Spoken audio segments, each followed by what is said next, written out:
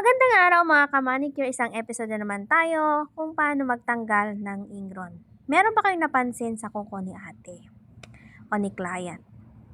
Ang kuko kasi ni client ay makapal ang loob nito. Or ito yung mga kuko kung karamihan napapansin nyo ay sa may mga edad na nagkakaganito ang kanilang mga kuko. Ayon kay ate is lagi daw itong naitatama or nasasaktan, like sana natitisod siya or tumatama sa mga pintuan, ganon. Yun ang sabi ni ate sa akin. So napansin nyo, ang kanyang kuko ay may laman sa loob. Alam nyo ba na ang kukong ganyan is masakit po yan kapag lumalaki na. Lalo na kapag lumalaki yung kanyang ingron, masakit po siya.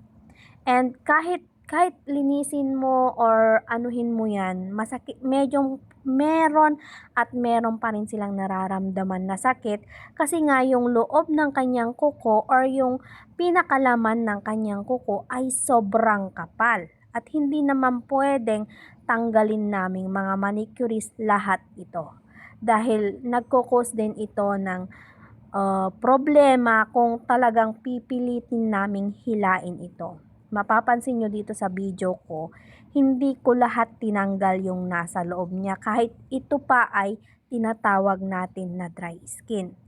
Kasi ang kanyang parang yung layer ng kanyang dry skin is pag hinila ko ay masakit yon at pwede itong dumugo. Kaya hindi ko siya hinila lahat. Tinanggalan ko lamang yung mga lumalabas na or yung sumobra doon sa may kanyang kuko. Hindi rin pwedeng tanggalin natin lahat kasi nga kung mapapansin nyo, yung kanyang kuko ay umangat at iba na ang klase nito o yung tubo. Kaya minsan, karamihan talaga is napapansin ko sa may mga edad na ang kanilang kuko kumakapal. Hindi ko alam kung bakit or kung meron itong main reason or kasabay ba talaga ito ng pagtanda kung bakit nagiging ganito ang mga kuko. Pansinin nyo yung mga kuko ng mga lola nyo, yung mga nanay nyo is nagiging ganito na. Kaya nga nagbiroon pa kami ni ate na siguro dahil senior na siya is sabi niya, dahil senior na siya is pati yung mga kuko niya is nagiging senior na din daw.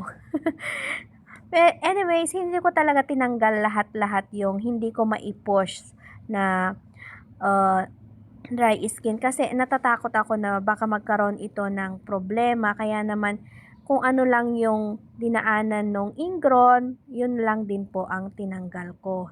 Hindi ko talaga lahat tinanggal yung nasa ilalim ng kanyang kuko. Maraming salamat sa laging panonood ng aking mga video. Thank you and thank you. God bless.